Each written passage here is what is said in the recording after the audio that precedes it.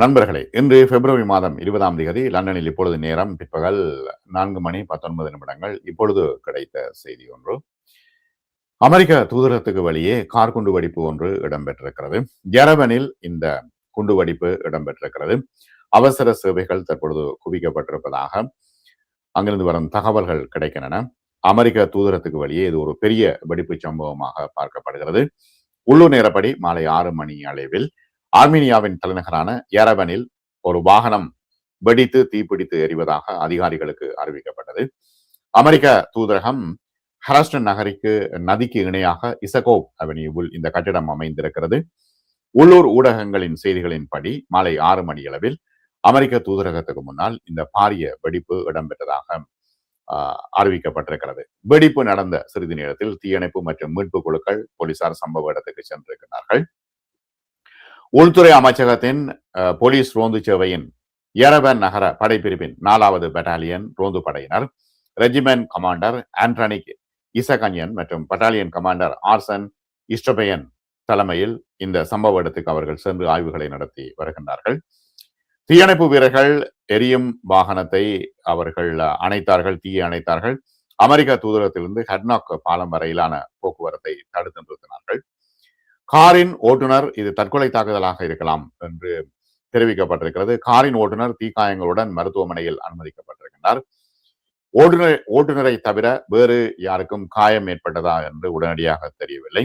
Armenia என்பது மேற்கு ஆசியாவின் ஆர்மீனிய மலைப்பகுதிகளில் காகசஸ் பிராந்தியத்தில் நிலத்தால் சூழப்பட்ட ஒரு அழகான நாடு. இங்கு துருக்கி, ஜோர்ஜியா, அசர்பைஜான் மற்றும் ஈரான் எல்லைகளை கொண்டிருக்கிறது. துருக்கி, ஜோர்ஜியா, அசர்பைஜான் மற்றும் ஈரான் எல்லைகளை கொண்டிருக்கிறது. தற்பொழுது ஜனாதிபதி ட்ரம்ப் மத்திய கிழக்கு நாடுகள் தொடர்பாக நெருக்கடியான கூட்டங்களை நடத்தி வருகின்ற சூழ்நிலையில் அமெரிக்காவுக்கும் ஆர்மேனியாவின் அண்டை நாடான ஈரானுக்கும் இடையே பதட்டங்கள் அதிகரித்து வருகின்றன. கடந்த சில நாட்களாக அமெரிக்கா தனது விமானங்கள் மற்றும் கடல்சார் ஆயுத குவிப்பை இந்த பகுதியில் அதிகரித்து வருவதன் மூலம் தனது இராணுவ வலிமையை காட்டி வருகிறது அமெரிக்கா.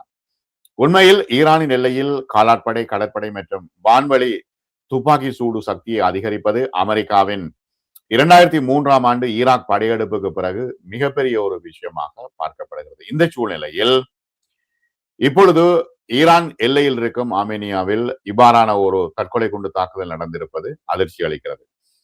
இப்ப அமெரிக்காவின் போர்க்கப்பல் கட்டுமானத்துக்கு பதிலளிக்கும் விதமாக கடற்படை போர் பயிற்சிகளை நடத்துவதாக ஈரான் செவ்வாய்க்கிழமை அன்று அறிவித்து ஹார்முஸ் ஜலசந்தியை மூடியது.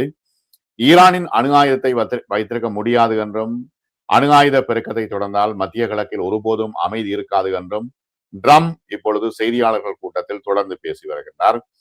இந்நிலையில் ஈரானுக்கு எதிரான ராணுவ நடவடிக்கைக்கு ட்ரம்ப் ஒப்புதல் அளித்தாரா இல்லையா என்பது ஒரு பெரிய கேள்வி. இந்த நேரத்துல போர்டர்ல உள்ள நாடுகள்ல பதட்டங்கள் அதிகரித்து வருகின்றன என்பது மிக தெளிவான ஒரு விஷயம். இப்ப எங்கெங்கெல்லாம் போர்டர் இருக்கோ, ஈராக்லையும் பதட்டம், ஆர்மீனியாவில் பதட்டம். ஆகவே ஒவ்வொரு இடங்கள்ல போர்டர்ல உள்ள இடங்கள்லையும் பதட்டங்கள் அதிகரித்து வருகின்றன. அந்தந்த நாட்டு அமெரிக்க தூதரகங்களை பாதுகாக்க வேண்டிய ஒரு நிலைமை தற்பொழுது அமெரிக்காவுக்கு இருக்கிறது. இப்ப போர்டர்ல உள்ள நாடுகளின் அமெரிக்க தூதரகங்களை பாதுகாக்க வேண்டிய ஒரு நிலைமை இருக்கிறது. ஜனாதிபதி ட்ரம்போடு ஒரு ஒப்பந்தம் செய்வது ஈரானின் புத்திசாலித்தனமாக இருக்கும் என்று தற்பொழுது போர்டர்ல உள்ள நாடுகளின் ஜனாதிபதிகள் சொல்லிக் கொண்டிருக்கிறார்கள். 2018 அரசியல் மாற்றத்தை தொடர்ந்து ஆர்மேனியா ஒரு வளர்ந்து வரும் ஜனநாயக நாடாக கருதப்படுகிறது. அரசாங்க எதிர்ப்பு ஆர்ப்பாட்டங்கள் மற்றும் தேர்தல் பிரச்சனைகள் என்று ஒரு பெரிய சிக்கலுக்கு ஆர்மேனியா சிக்கலுக்குள் இருந்தது. தற்பொழுது அங்கு இந்த குண்டு வெடித்திருக்கிறது. முறையான ஊழல் பிரச்சனை இருக்குது, முடிவெடுப்பதில் வெளிப்படைத்தன்மை இல்லை, அரசியல்வாதிகளுக்குள்ள பிரச்சனை, சட்டத்தின் ஆட்சியில் உள்ள குறைபாடு. ஆகவே இவ்வாறான சூழ்நிலை இருந்தாலும் கூட ஈரானும் ஆர்மேனியாவும் ஒரு நல்ல உறவை கொண்டிருக்கிறார்கள். 2024 ஆர்மேனியாவும் ஈரானும் தங்கள் ராணுவ ஒத்துழைப்பை விரிவுபடுத்தினார்கள். $500 மில்லியன் மதிப்புள்ள ராணுவ ஒப்பந்தத்தில் ஒத்துழைப்பிலே கையெழுத்திட்டார்கள். ஆகவே இது திட்டமிட்ட ஒரு அமெரிக்கா தூதரகத்தின் மீதான திட்டமிட்ட தாக்குதலா என்பது தொடர்பாக தற்பொழுது தேடிக்கொண்டிருக்கிறார்கள். ஆனால் இந்த தாக்குதல் அந்த பிராந்தியத்தில் ஒரு அதிர்வை ஏற்படுத்தி இருக்கிறது. மற்றும் ஒரு காணொளியில் சந்திப்போம் நண்பர்களே.